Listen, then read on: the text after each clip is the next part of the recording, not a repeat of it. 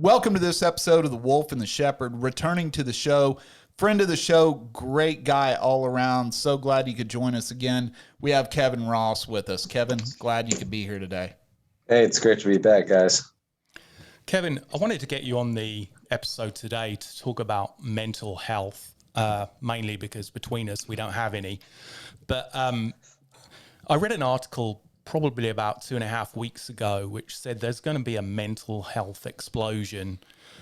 And it was referring to Generation Y, Generation Z being exposed to the type of, I guess, environmental issues that their generations have never had to even conceive of before, such as a super bad economy, probably leading into a depression, coming out of a pandemic, which affected their school social life and out of school social life, and now on the brink of a new Cold War. It's obviously interesting or unusual times, but there is going to be a kickback to that, and that people are not going to know how to cope with all of these things going on. So we figured you'd be a good guy because you're a very disciplined guy. You offer some great insight on your Instagram, some great quotes, people to find inner peace, outer peace. So for you, what is your approach when things, or you can sense things are starting to go down, things are starting to close in? What's your first go-to when you can feel that kind of thing? I mean, that's such a difficult thing because so many, as you said, so many people, particularly in the last few generations, haven't had to really overcome the kinds of things that previous generations have, unless you go out of your way to do so, or educate yourself and develop yourself and strengthen yourself. So when things are really great, people tend to become very weak and not without the ability to cope with these stresses that will inevitably happen. So although it's nice to have everything you want, everything that you need, and to be spoiled and that kind of thing, really it will be a detriment to you in the long run, unless you just find a way to have nothing difficult ever happen to you ever. But then you're really just living in this fantasy land, and those things come out in negative ways regardless of external things. So for myself, a lot of that, all of that was developed through fighting and really having to understand the kind of the process of how these things happen, whether it's one main event like an injury or a loss, or it's a progressive thing over time where, you're hitting a lot of roadblocks, and whether you deal with them in a good way or bad way, that either develops you or declines you in the long run. So kind of understanding and simplifying things along those lines allows me to progress through them regardless of what the situation is. So if you just kind of, for myself, it's like, I know that I need to be taking care of my physical health, just eating right, exercising, staying away from just junk, garbage, all kinds of junk, food junk, mental junk, audible junk, all those things by themselves, we tend to not view them as necessarily a good or a bad thing. It's just a thing, but you add all these small things up together, and they will break you down in the long run. Those are even the more extreme ones, because they don't seem significant at the time. Those small, seemingly insignificant moments, those times that we ease back a little bit, or don't hold ourselves to the standards that we know that we should. You do that over days, weeks, months, years, a lifetime.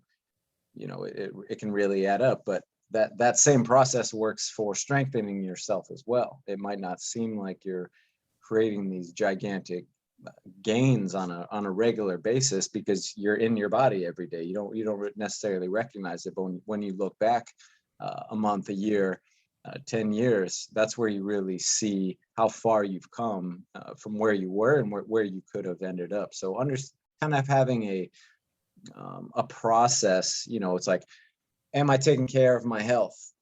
well, I could probably do that a little bit better. I could probably eat a little bit cleaner. Am I getting my body moving every day? And that doesn't necessarily mean I have to go kill a workout every day. I mean, it could just be going for a 10-minute walk, you know, but even just something that small contributes to the whole in the long run. So all these little things, I mean, everybody has different things like that. I think that we all kind of know what is helpful to us and what isn't. It's just easy to make exceptions for things and have a bad day and think, well, it's just this one. And sometimes you do need to have that day off, that week off, whatever that may be.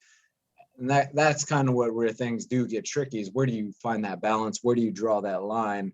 But more often than not, we tend to basically be weak about things. You know, it's like, are you injured or are you hurt? You know, that was like that big, I think that was in actually G.I. Jane or something, one of those movies where they're going through you know, the training.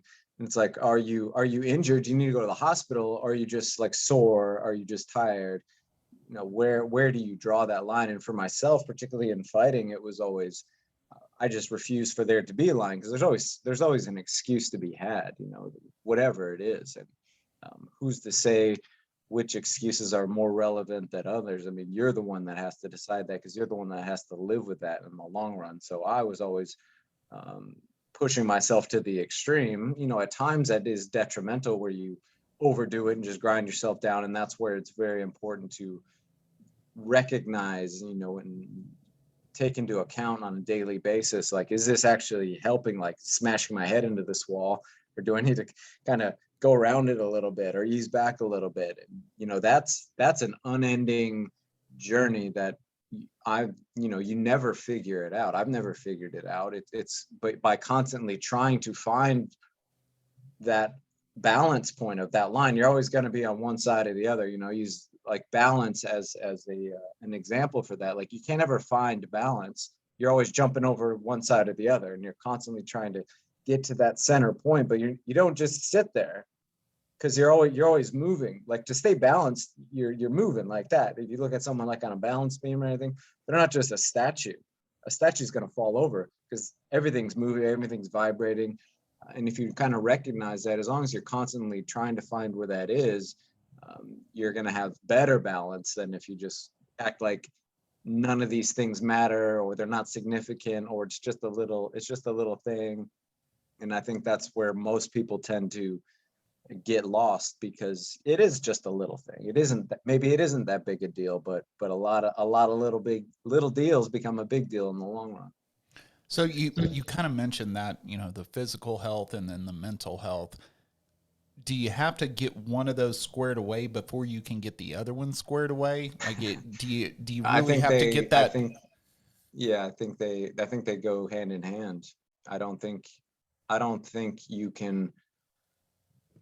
I mean, maybe you can, but I don't think you can necessarily do one without the other. I think they work together. I think that my mental health contributes to my physical health, and vice versa. It's not just put all my cards into my mental health or my physical health while my mental health is taking a back seat. You know, my mental health improves by addressing my physical health, and and vice versa. So I don't think you can really have one without the other. And I think you can say that about most things in life, that they're all part of this same puzzle. You can't really put all your eggs over here and all these are falling apart. And that's a thing that you learn in fighting. There's so many things to work on. You know, you can't work on everything all the time. You can't just focus on speed. You can't just focus on power. You can't just focus on flexibility. It's all these things continually on a daily basis, which is why it's so important to find where your baseline is, your foundation is, and you're continually strengthening that while you're also trying to build it up. You know, it's like we're trying to build it up, but we're trying to maintain this base level as well as strengthening this base level. But if you're so focused on this progression, you're going to get lost and you're going to lose sight of that foundation, and then that's all going to come crumbling down.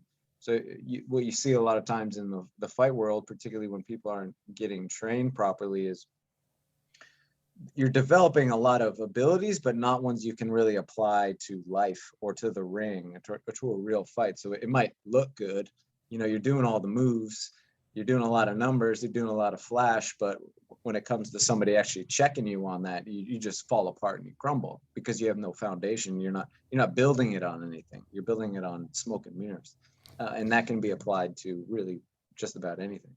Yeah, I think part of the problem with mental health is it's a very convenient label to throw a whole bunch of different things into one bag. With, a broken wrist, we know it's very different to a broken back, and they're treated in a different way. And we know that a person's ability to be able to function differs with each of those different injuries. But the problem is with mental health, people have varying levels of insecurity. And, a comment or an action which will just wash off one person will deeply hurt somebody else and cause, afterlying effects. And I think the biggest problem in mental health today is probably the diagnosis and the reluctance, especially on men's sides, to have any type of diagnosis to find out there really is a problem. And men, again, we're very guilty of self-medicating. I had a lot of issues growing up, a bit of a tough childhood and tough early adult life. And, I did what a lot of people did, and I turned to drink, probably not as early as some people did, but for about 12, 15 years, I had a really hard problem, with drinking. And the last 5 years of it, really over the top. I mean, drinking like almost every waking hour. And, I didn't quit until, in 3 weeks' time, it'll be a year since I quit drinking, period, great. Because I just couldn't do that. I'll drink on and off thing, week on, a week off, or I'll drink moderately for 2 days and then heavy for 2 days and then take 3 days off. I mean, it was hitting it hard every day, but that was the easiest way for me to cope. It clearly wasn't the best way. It did a lot of damage, created a lot of whole new problems by itself, but I don't feel there's many things men can really turn to deal with a lot of the times when mental health issues come up, because we're expected to carry that burden internally, not let it see that it's affected us, definitely not communicate that to anybody else that something's affecting you. And for all of this talk and so-called, I guess, progressiveness in men's mental health, I haven't seen any new approaches out there to trying to convince men to really go and get themselves checked out in the cranium area, really. I mean, is that something you've seen in, athletics and sports and in, martial arts, that there is more support there? Because a lot of people turn to martial arts and boxing because they do have either aggression issues or they come from a violent background, and they use that in itself as a coping mechanism. So have you seen an infiltration of any type of mental health help with, in that avenue? Well, as you said, I think you start to recognize it a lot more. Obviously, if you've gone through stuff like that, you see it a lot more, and you really understand how all these things like martial arts are beneficial to people struggling with that stuff. And I think that's one of the great things about not just martial arts, but anything that's difficult that you want to do. You learn so much from it, and you get so much out of it. Ways to think about things, ways to cope with things, an outlet for stress. And the benefits are just infinite there. You don't necessarily have to go, for myself, I didn't go to any meetings or rehab or anything like that when I quit drinking and turned my life around, because for me, Muay Thai was my rehab. And that's I think that's important for us to recognize, is that everybody's so unique and different, that what works for you might be detrimental to me. I might be trying to be like, oh, I have to go to this doctor, I have to get this medication, I have to, whatever the case may be.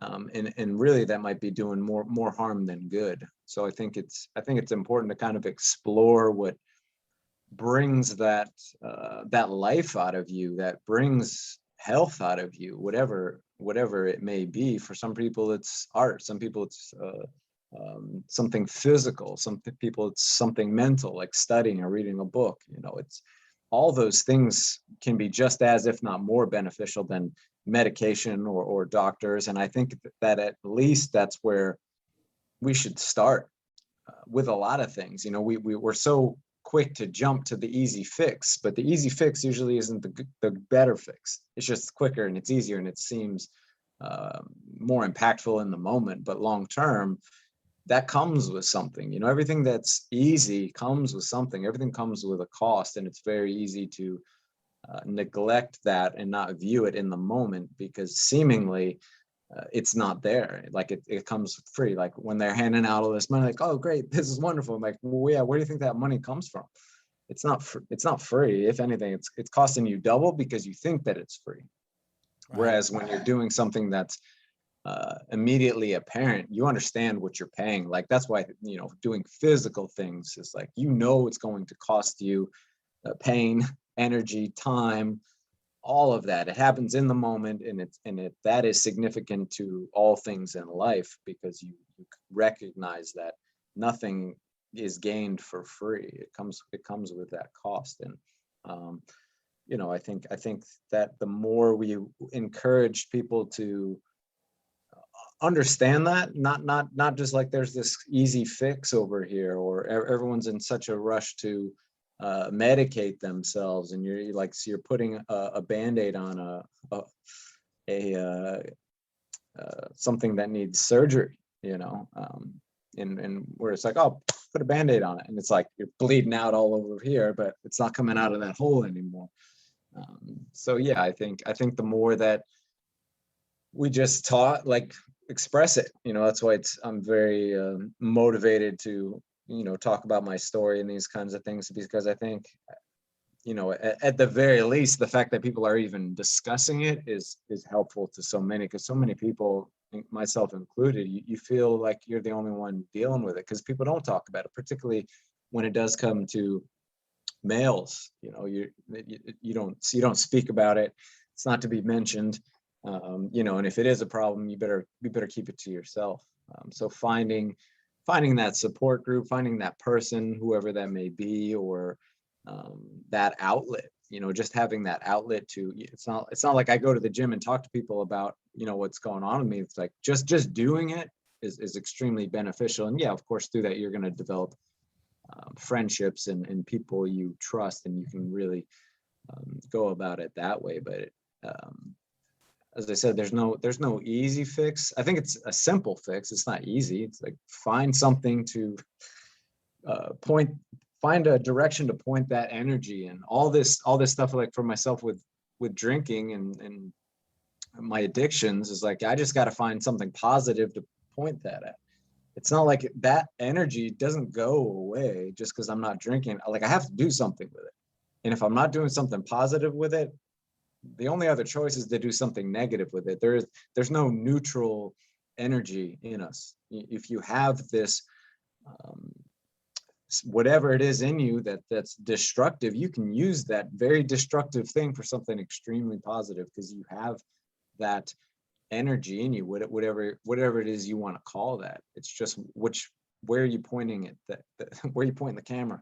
What do you want to do with it? And I think that's how you can start to recognize how everything in life can give energy. It's not necessarily good or bad. It's what you do with it, what filter you put that through. You know, you're given this stuff. Like, if you look at it negative, it is negative. And it's not to say just pretend like something's not bad, but either way, we have a choice what we do with it, regardless of what it is. Wins and losses, good times, bad times. It's not like just good times make people happy and great and everything's wonderful. You know, some of the best things in the world, you know, people complain and bitch about. Like, America's a great example of that. You have everything you want, and everyone's medicated and miserable and killing each other. So clearly, just having good things doesn't equate to having a good life. You know, it's what do you do with it? Right. It's like the people that complain. They're like, oh, I'm so oppressed and I've got such a bad life, but I just sent you this from my iPhone, you know, and a lot of times we don't realize really how good we have it. Right. Yeah. And It's a perspective is everything. Right. And you talk a lot about the fighting aspect, and you spent a lot of your career fighting, but I kind of wanted to talk a little bit about the art. I mean, you're a great artist. I think, Thank you. we've talked kind of offline before about neither one of us can even draw a stick figure properly. So for that person, like the two of us who are horrible artists, what Yeah. could we do maybe with art? I mean, is there some hope for somebody that can't draw like you can and paint like you can or Yeah, whatever of course. to get into art as that, kind of cathartic thing? Yeah, well, I think that's the beautiful thing about art. No one, art is an individual endeavor. Nobody can say what good or bad art is. I mean, people put value on it, external value. There's not this unbiased thing that says this is good and this is bad. And you can say that about just about anything in life. What people value in the moment might not be the case 10 years from now.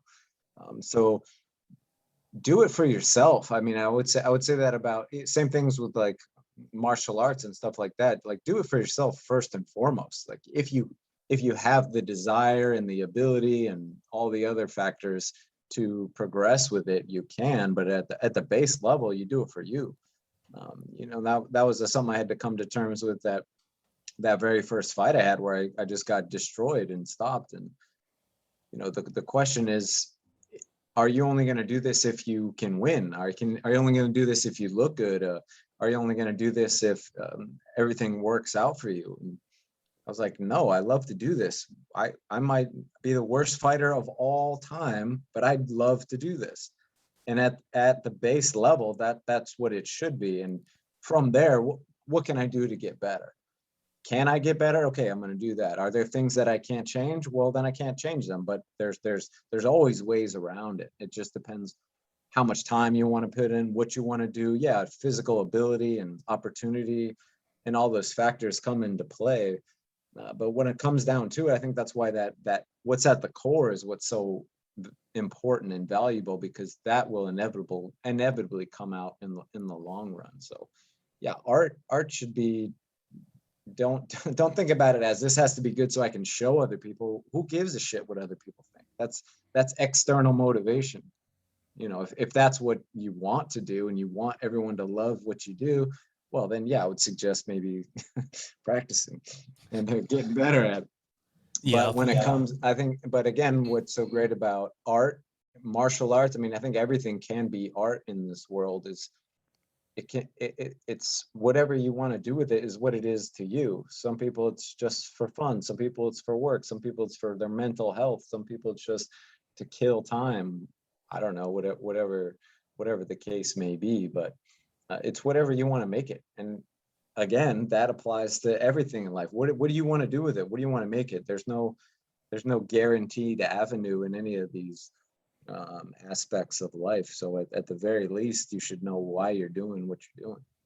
Yeah. Did you ever find that there were any great external resources you could turn to kind of give you guidance when you started feeling like you were going off course? Because again, the problem with mental health is it's very hard for somebody else to measure it, Yeah, because we're talking about something which is still scientifically basically a conception, the conscious and subconscious, that yeah, there's no proof that I'm thinking anything whatsoever other than you're going through what sounds like a similar experience. And when we explain it to each other, we assume that's our representation of consciousness. But, you can have as many people on the outside telling you you're good, you're perfect, you're doing fine, but internally your own ego or lack of it can fight that and completely destroy you from within.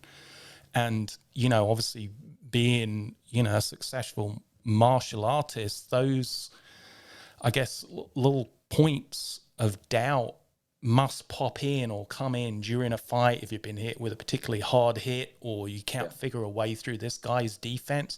How did you personally kind of overcome those little bad voices from the demons on your shoulders right at the spur of the moment when you didn't have time to, I guess, make a plan?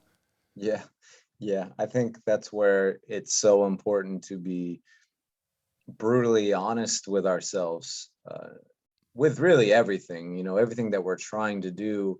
we can always point to external factors as to why we're unable or able to do something, but all those things are insignificant if it's not coming from within. I can point to like, well, that guy hit me with something, and that's why I fell down. I couldn't get back up. I'm like, well, could you get up? No one else can say whether I could or not. I know whether I could or not. And the more brutally honest we can be with ourselves, the more beneficial it's going to be. I talk about like diet. It's like most people know why they're not getting better at things, why they're not getting healthier, why they're not getting stronger.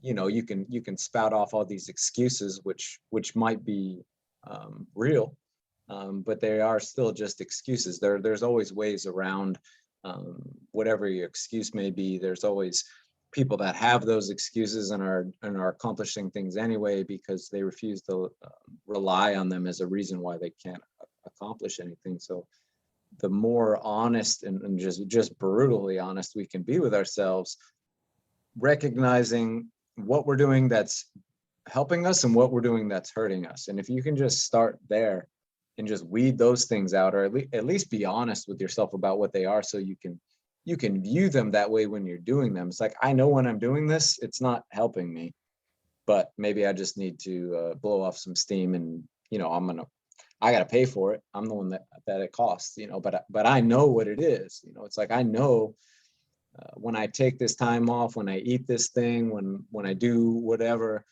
I know what cost that comes with. And if I'm willing to pay for it, then okay, I'm going to do it. Recognizing what that is. And I think that people, I think a lot of us just pretend like we don't know why these things are happening in our lives, or we allow ourselves to believe these external reasons, whatever, external factors are keeping us from accomplishing things or getting certain things in life. Yeah, those might contribute to it, and those might contribute to it in an enormous way, but there's still things that we are doing that are keeping us from achieving our goals, no matter what external forces are working against us. And until we're honest with that, we're never going to make it anywhere. We got to start from ourselves first, then work our way outward. But it's so easy to focus on the external because the external's obvious. It's obvious what external forces are working against you. It's very difficult for us to look inward. Everything in this world is about outward projection. We're not very educated or motivated to look in on ourselves, look at the things that we do, because that's just not the society we live in. And I think that the more that we do that, the better off we'll all be in the long run. And I would hope that we start communicating that more and educating, especially children, more about that.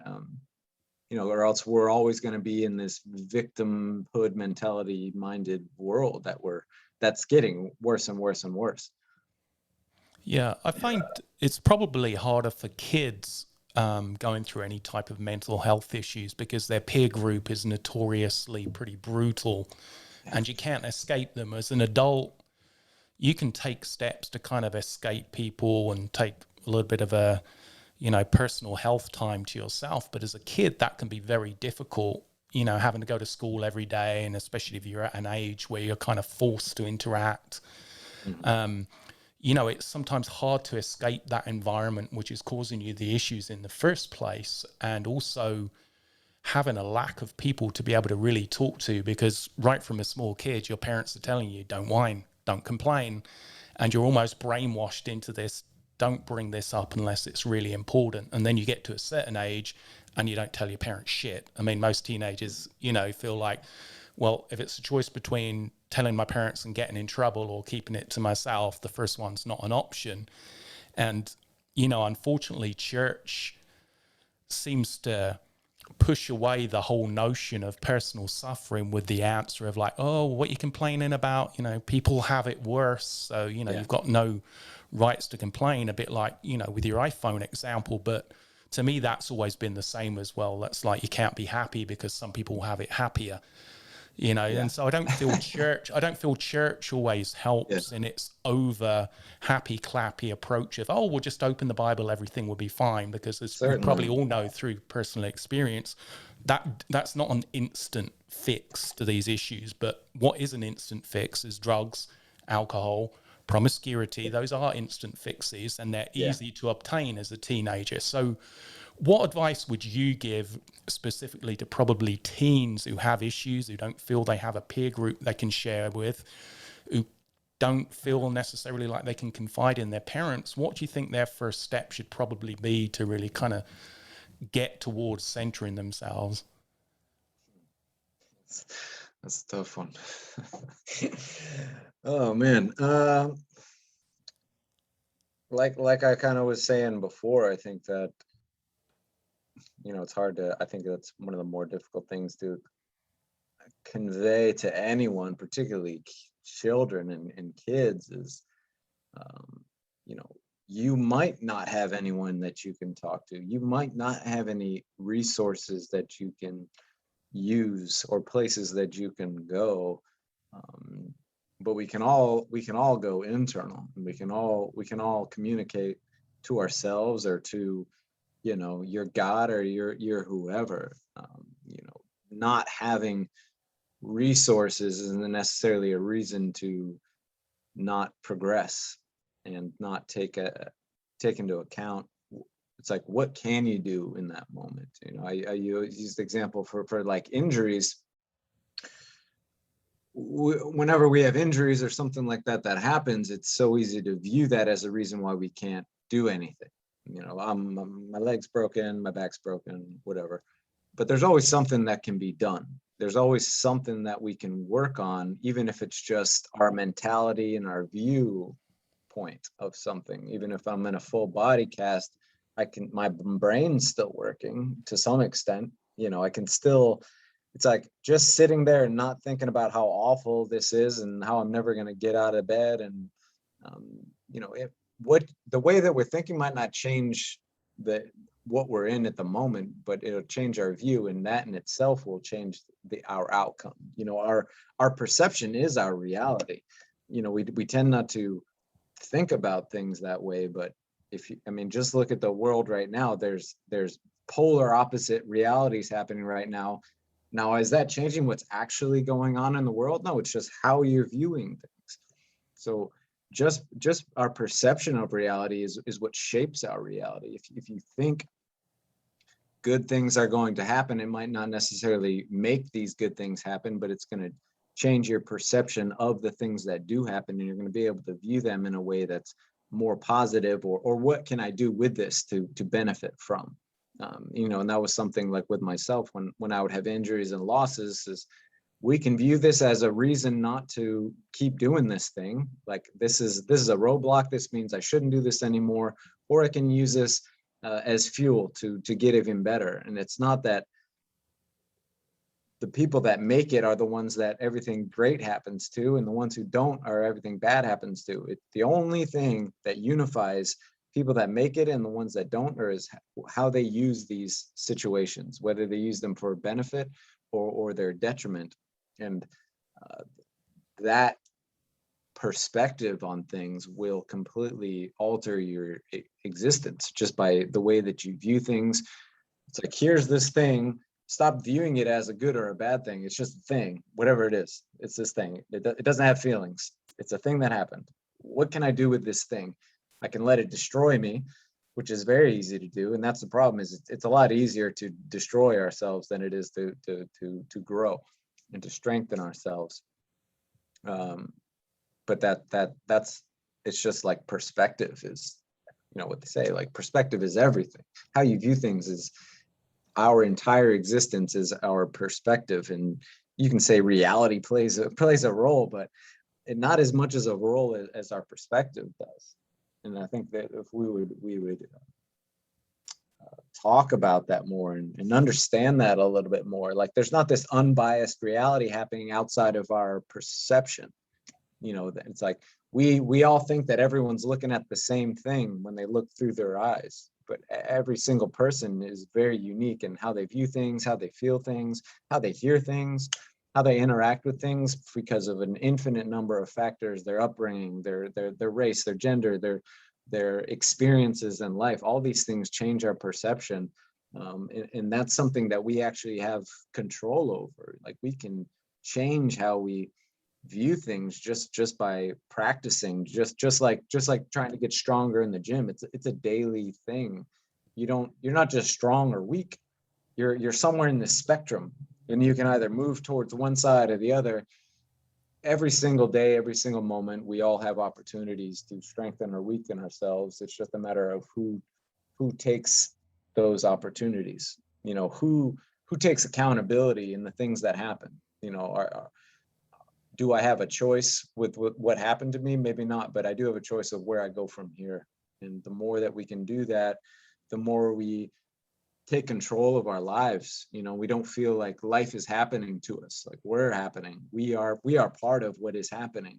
Even if that is outside of our control, what do I do with it is 100% in my control. One thing you were kind of bringing up there, that perception of reality, right?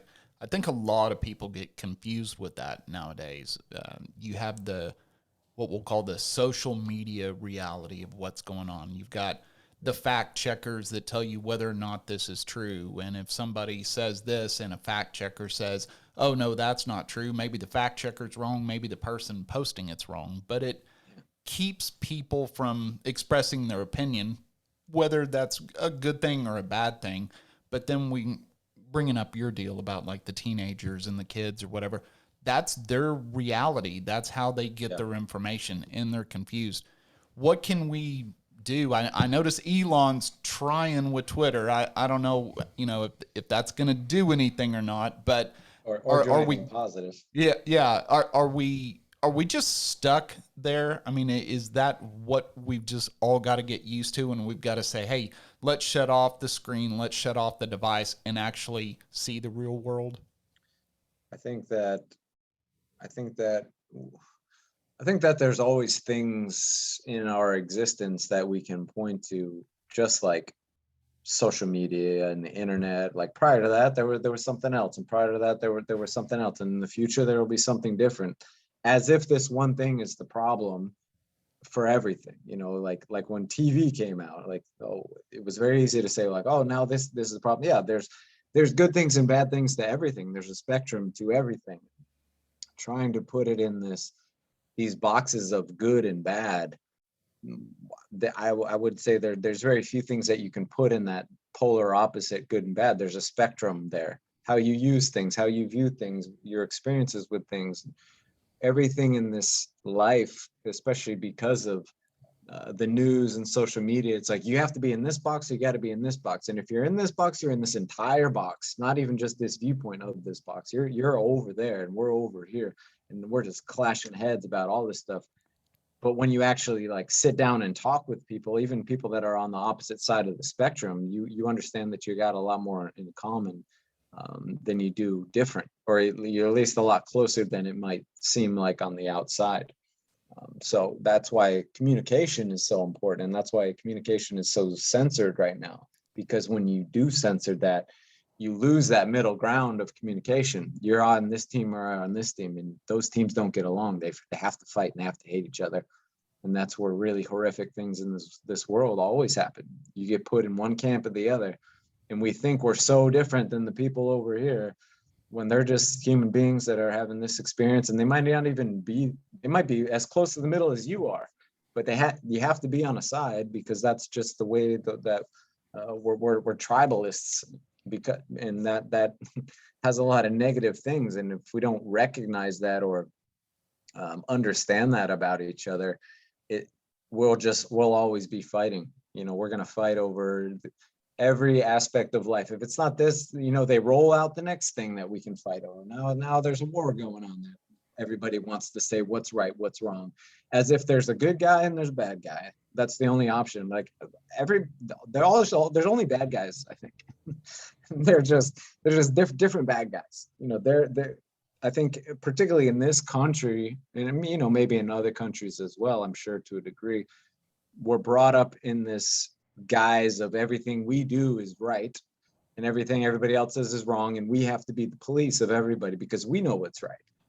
And yeah, there might be some good, really wonderful things. I mean, I wouldn't want to live anywhere else, but trying to pretend like we're the saviors of the world and we don't do anything wrong, you know, that's what gets us in a lot of trouble. And again, that can be applied to everything, any aspect of life. Anyone that says like, I have all the answers, my way is the only way, the right way, like, you don't recognize how every single facet of life says that. Like, my diet's the right diet, my religion's the right religion, my political party is the right one, and everybody else is wrong and I'm right. Well, yeah, and then you gotta pick a team, because that's the reality we live in. The more divided we get, the worse things are going to get. So the more that we can communicate, the more that we can compromise and understand what things we do have in common, at least at our core. You know, everybody at their core, you know, is very similar, and that's the benefit of interacting with people of all across the spectrum, and traveling. Why traveling is I think one of the most important things a human being can do, because you're forced to see things through a different light. You're not viewing things through this box that tells you everybody's on polar opposite sides of the spectrum. You know, it's like, get out in the world and talk to people, and like, where are these fucking people that they show us on the news? Because I've never even met a single person that's like that. I've been shown that person. I've never met that person. Every person I've ever met, the majority of people I've ever met in this life, have been somewhere in this middle range where we're a lot more alike, even on our differences. We're like, oh yeah, well, I can see why you see it that way. It makes a little bit more sense. Not like you're the devil and I have to kill you because you view things differently than me. Yeah, I think that's one of the biggest problems social media has brought up, and that's a divisiveness on almost every topic. Because when you reverse engineer people back to the, you know, basic stimuli level, the chemotropic level, you know, we all want to eat, sleep, mate, whatever. Yeah. Now, somehow I've got to form an opinion about a 15-year-old El Salvador cross-dresser who's in a kindergarten class fighting in, you know, the under-5 girls judo tournament at the weekend, and have an opinion on it. And that opinions has to be in 22 characters, and it's there forever. Yeah, and the problem is as well that people don't accept that I really don't give a shit as a valid answer anymore.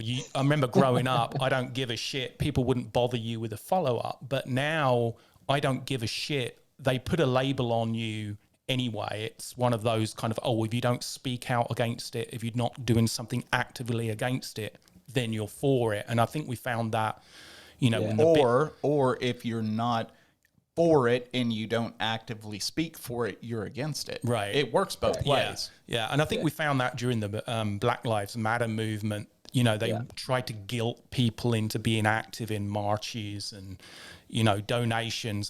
You know, if you're sitting there doing nothing, then you're part of the issue. But, you know, they use that playbook when it's that's what's being done with everything. And that's why you'll see immediately, as soon as the news tells me who the right guy, the good guys and the bad guys are, everyone's okay. Now I got the picture in my bio. Now I have the right words up. Now I have the right photo up. Like, that doesn't mean anything. Like, you stand for nothing. Like, there's not even any context there. Like, this tells you who I am as an individual because I have this photo, and it's just ridiculous. And that's where that extreme side of this technology has gone. And it's, you know, it's like all these corporations, they want that because it's easy to control people when you put them into those boxes. People are extraordinarily complex. That's hard to figure out. When you put someone in a box, like, oh, I know how to steer this person this way or that way. It's very easy, and all it does is benefits these systems that aren't very good for humanity. And unfortunately, we tend not to recognize things like everything's a tool. You know, social media is a tool. It's like, what do you use it for? We could be using it to make this world amazing and beautiful and bring us all together, but that never happens. You know, all these tools get used for the negative side, because the negative side's the easy side. The quick fix is the easy fix. And just unfortunately, our survival instincts play into that. You know, our survival instincts aren't about be an individual, you know, be your own person. It's find a group, because the group survives. And even if you don't agree with that group, they got the food, they got the money, they got the power, go there. Like we look back through history and we think everyone that was on one side of the equation, like everyone over there was evil. They all knew they were evil. Everything they were doing was evil. And everybody over here, everything they were doing was good and positive. And, you know, until you actually live life, you realize there's a broad spectrum there. And it's a lot more complex than that. Yeah, I think there's also been an influx of completely fabricated mental health conditions over the last probably 6 to 8 years, with people being told that you need to be triggered by this if you see this, if you hear this type of phrase, if you see this misuse of a pronoun, that it's somehow now supposed to emotionally affect you in much the same way as if you have a phantom limb, you're supposed to have this real sensation for something you don't have. And right. I think that also blurs the lines with kids about, well, what really is a mental health issue? Am I really depressed, or am I feeling depressed on somebody else's behalf because I'm told I'm really supposed to care about this and this is the most important issue in the world? Because I think if you're a 9-year-old kid and you come home from school worrying about climate change, somebody has let you down somewhere along the line here, whether it be that school, that teacher, you know, just the whole educational platform as a whole. But, you know, do kids really even know who they are anymore? I mean, I think I knew who I was when I was 9 or 10 years old. I might have been a dumb piece of shit, but I think I knew who I was.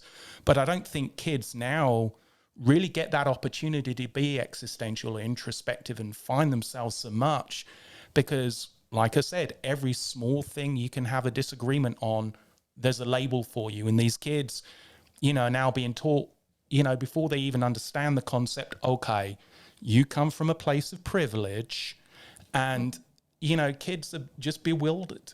You know, it was one thing sitting in class getting bewildered by calculus, but I don't really want to sit there trying to figure out how I'm responsible for slavery 300 years earlier.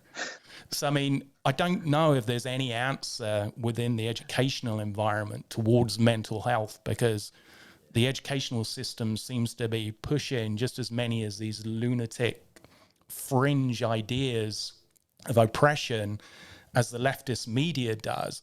So with that in mind, what's probably the healthiest way for a parent to divert their kid away from this pattern of being influenced by social media? Do you have to step in as the parent and not trust that your kid's going to make the right decision?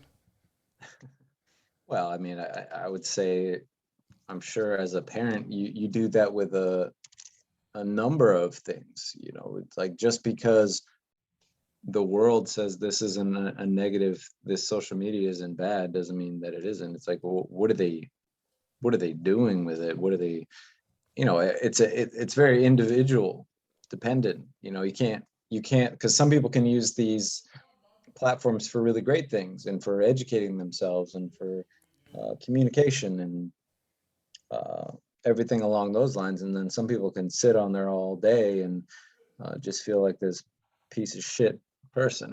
So, you know, I think the more people take these things into their own hands, the more people educate themselves. And, you know, I think a lot of times what happens, again, it's like the easy way is usually not the best way. It's a lot easier to plop a kid down in front of a TV. It's a lot easier to plop a kid down in front of their iPad. You know, it's not like this wasn't happening prior to social media. You know, parents did that before. You know, it's just a matter of you know, responsibility, the responsibility that the people want to have. And it's very easy to say, well, I got work, I got this, I got that and the other, you know, it's just easier for me to plop them down in front of the TV. But again, that comes with a cost. You know, you have to understand that you contributed some part to that.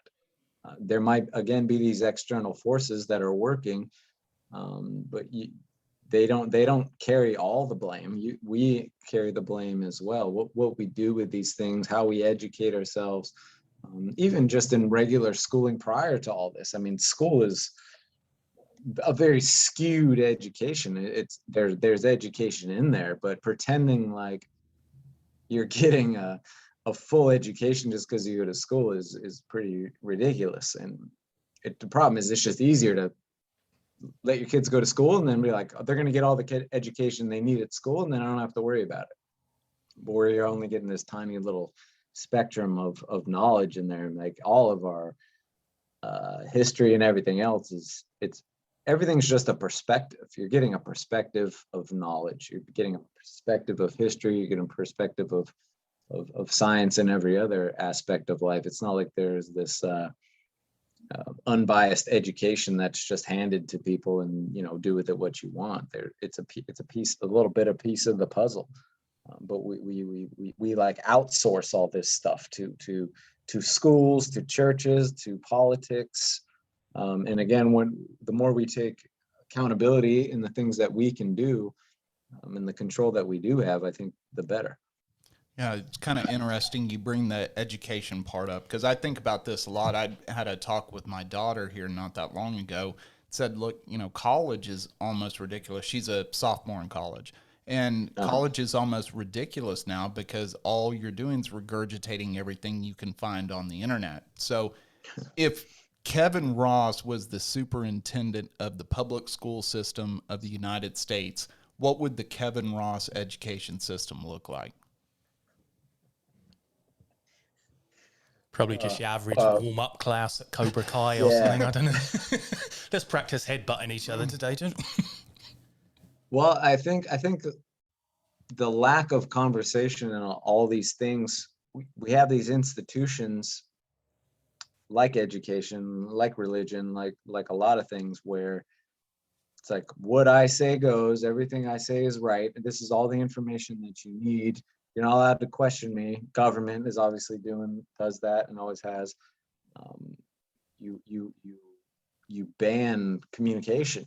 You know, the fact that there's no communication, but we also tend to forget that there's always the pendulum swing, and the extreme side of everything is negative. It's very easy to push people with something positive because maybe it's the truth. Yeah, it could be the truth, but the extreme side of that is negativity. I don't think there's anything that you can really say. Maybe I don't know, love, but that might turns into obsession. But yeah, the extreme side of any aspect of life can be extremely negative, and if there's not an understanding of that's why it's so easy for us to get pushed by these seemingly positive things.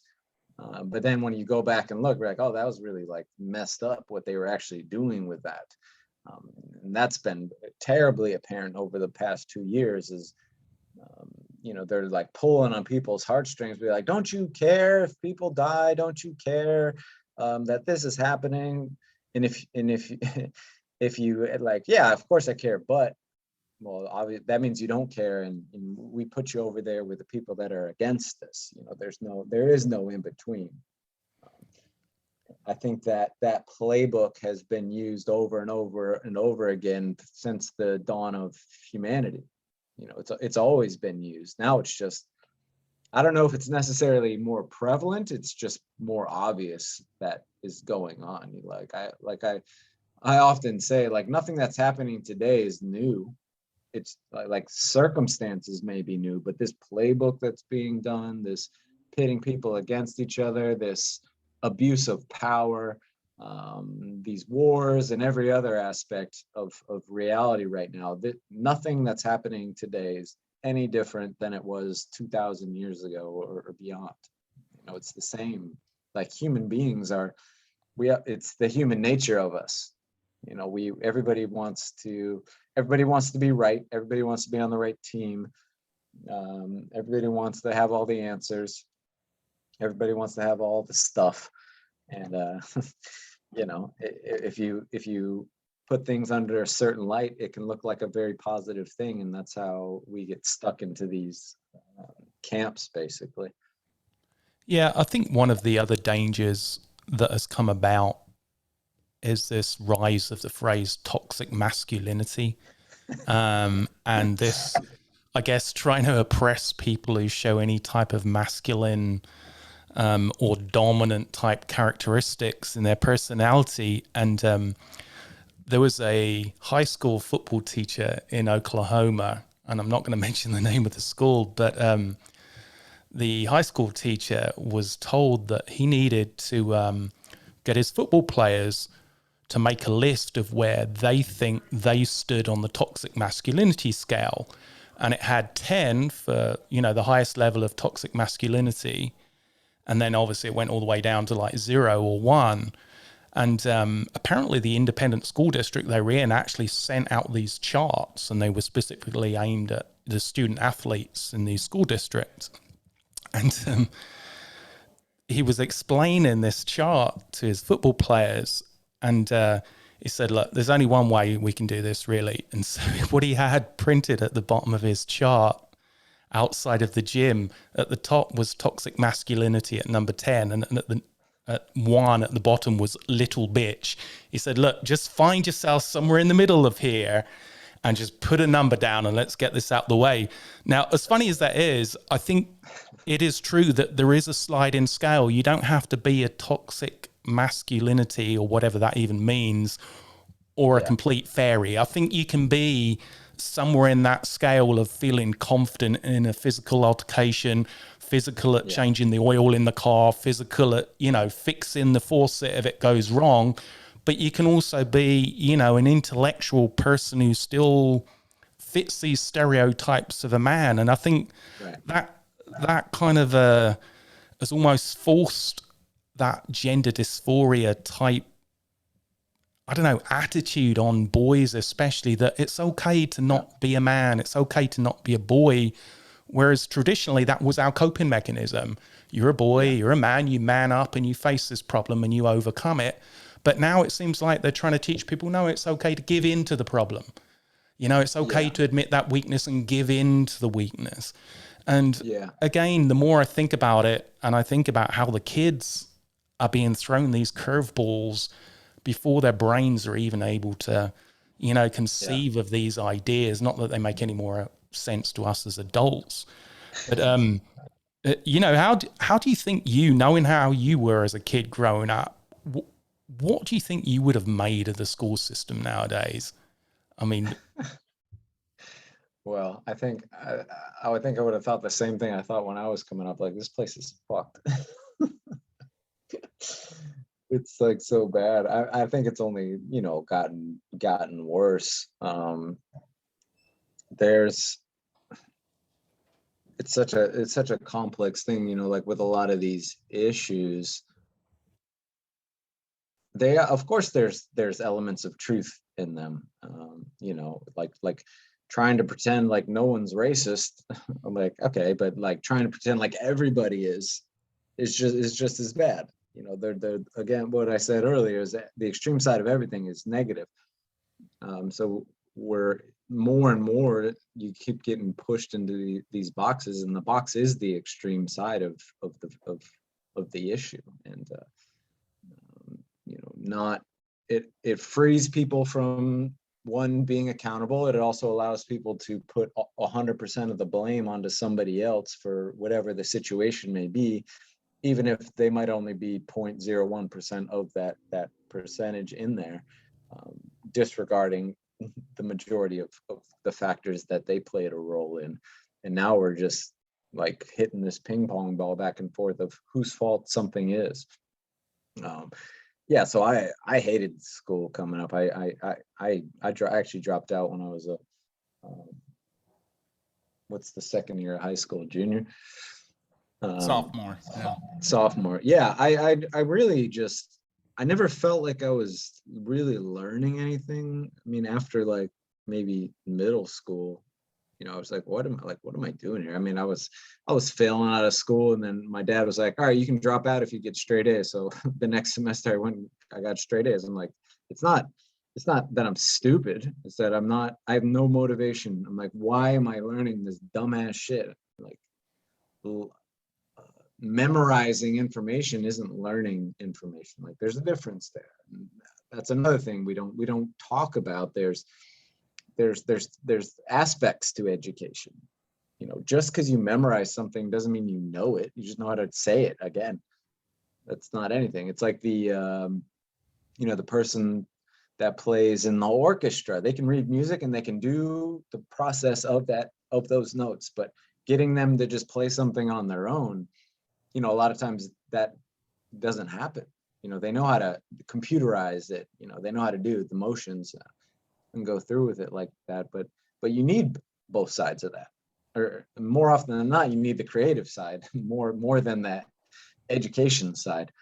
But again, it's easy to say this is where the education comes from. It's school. Education comes from walking outside and looking in the dirt like that. There's an education there too, and we've really lost sight of a lot of that other side of the spectrum. Not just in education, but with many things. There's positive things on both sides of this equation. You know, it's not like this is the good side and this is the bad side. There's stuff, even if this side is what you might call bad, there's stuff that can be learned from it. But instead of learning from it, we're throwing it out. Like erasing history is the dumbest shit you could ever do. Like, don't you want to learn from history and not do that same stuff again? There's a reason people went down that road. If you don't understand why they went down that road, you're going to go down that same one. But that's also why you can look at our education system and be like, well, why are they only teaching us this very narrow window? It's like, yeah, they taught you that the Nazis killed all these people, but where did the Nazis come from? And you start to look into that and be like, oh, well, okay, I understand.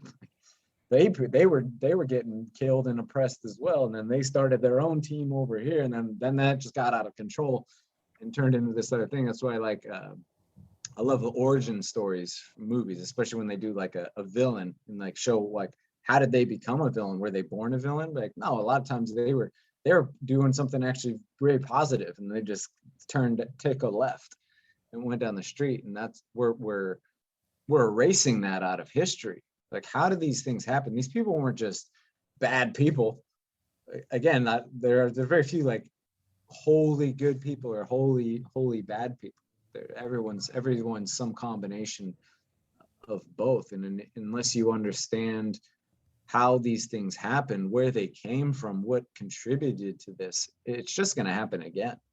And it does. And that's why history repeats itself, because we refuse to learn from it. We just look at the end result of something.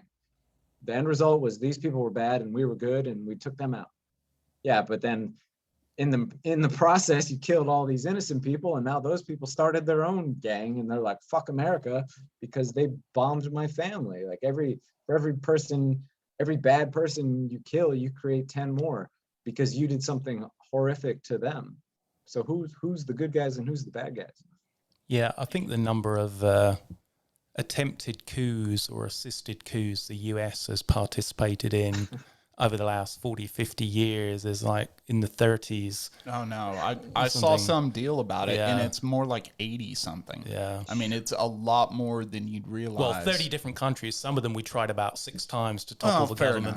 Fair enough. Yeah. But yeah, it's more like in the 70s or 80s. I saw some deal. It was literally like last week about that very thing, about the U.S. government and how they've tried to create all the coups and everything. It's crazy. Yeah. I mean, like Kevin was saying, though, it's one of the most ridiculous things possible to erase history. But unfortunately, you know, certain big media corps which have, you know, alignments with government factions can now delete history online, or at least make it so very difficult to actually find out an alternate point of view. So whereas before the biggest difficulty was getting your ass down the library and getting a book out and read about something, now you're deliberately being, excluded from another point of view where there may be a huge element of truth in it, simply because it doesn't fit one person's narrative on what you should believe. So although there is all this exposure to so-called this limitless amount of information, the ease of getting that information is going to push most people into reading the first 2 or 3 things they see, whereas the truth a lot of the time is hidden in places which is not necessarily shadow banned, but not going to appear on the first 5 pages of Google. And so people end up with a very polarized view of something rather than just being given facts they can make their minds up for themselves. And that's happening in more and more dangerous areas. I mean, you look at the history of Ukraine, you'd believe it was like Atlantis, in some ways, this perfect world which has been invaded by, Russia. But, you go back 5 or 6 years and the West was doing nothing but demonizing Ukraine for a dozen different reasons. But now, because it's politically convenient for us to make Russia the bad guy, whether that be an offset from the pandemic and the failure of the vaccines, or whether it be, political excursions away from the fiscal issues which are going on, we are still pointed by a media which controls people's attention. And it's very hard for us to break that focus away and look in the other direction when everybody else is standing up and pointing at something over there. But doesn't that also go back to what, Kevin, what you were saying about the education versus basically experience, or trying to teach people how to think versus what to think? And as an example, I know we've talked about this before, but I showed my wife on her phone. I said, I want you to put in Google, my girlfriend hit me. And there's this article that immediately pops up about, what to do to make her feel better or whatever. And she's like, okay. And I'm like, okay, now put my boyfriend hit me. And when you put my boyfriend hit me, it pops up the physical abuse hotline, and that you should call right now if your boyfriend hits you or whatever. And it's one of those aspects we always go, and you immediately did too, if it's not on the first few pages of Google, right? And it's like, okay, well, that's kind of a way to control. Not that domestic violence is correct by any means, boy versus girl, girl versus boy, but it's a slanted way of looking at it. But also you have to take into account the Google algorithm isn't perfect, because it is based upon a form of popularism. And when they first, when was it? I think it was within 2 years of Google's launch, it got taken down for about 2 months and replaced by, I can't remember whether it was Alta Vista, the platform it was originally built on. But there was obviously a lot of schoolwork about slavery in the United States, right? But when you typed in African slaves into Google, the first link which popped up was African slaves for sale. And it went to some website in like the Middle East, and it had all the prices for these African slaves in auctions. And so they had to completely change the algorithm away from popularism to specific news sources. And that's why now it's not a lucky dip. The main answers you get back are from their top sources of information. So you're guided to a very few select centers of actual information coming back at you. Yeah, so now we have people controlling what's important to be viewed, how it's viewed, and there's always a positive element to all these things. It's like with mass surveillance and everything else. Like, yeah, you can point to a few good things it can do if the people running it are this holy person that never does anything wrong. But for all the bad things you can do, that completely outweigh any of the positive. Like every single one of our freedoms and liberties that was taken was done under the guise of our benefit. And even though some of that, there might be elements of truth in there, how much of that was reality versus our perception of reality? Like, well, now that they can see all this, these things won't happen again. But what did they actually do with it? It wasn't for the benefit of humanity and for everyone to sing Kumbaya at the campfire. They could have done that with it. I think that's what's so infuriating, is all the positive things that could be done with all of this technology and information never is, never has been, probably never will be. I mean, all you gotta do is look at human nature and understand that that's not probably not going to change unless there's some enormous paradigm shift that alters the way we go about living, which is possible. You know, I would say that that's one of the good things about what has been going on is people's have completely lost their trust in these institutions. I don't necessarily want to say that's a good or a bad thing. It's, again, what are we going to do with it? We could use it to create a more positive reality and a more unbiased institutions, and ones with more transparency, and where people actually did have the power, not the perception of power. But, you know, again, you know, all you got to do is look at the like the housing market crash and all the other things. Like, who actually paid for that? Nobody that did it paid for it. We did. We always do. And I wouldn't say this is going to be any different unless everything just crashes and burns and then we're forced to rebuild from the ground up. But neither would really surprise me. Right. Yeah, it's like they always, what was the famous quote that World War III might be fought with nuclear weapons, but World War IV will be, you know, fought with sticks and stones and stuff like that. Well, I think it was summed up nicely in an article I read this morning on the Daily Mail online, and one of the comments said this country is going to shit about the United States, and somebody from Bristol in the United Kingdom replied, well, you should have thought about that before you voted for C-3PO as president. I thought you were going to go with, like, y'all should have thought of that like 200 years ago, you know, before you declared independence, but we won't go there. Well, Kevin, tell us what's coming up next for you and how people can find out more about you and all that good stuff. I mean, right now I'm just in like a bit of a transition phase. You know, I retired in June.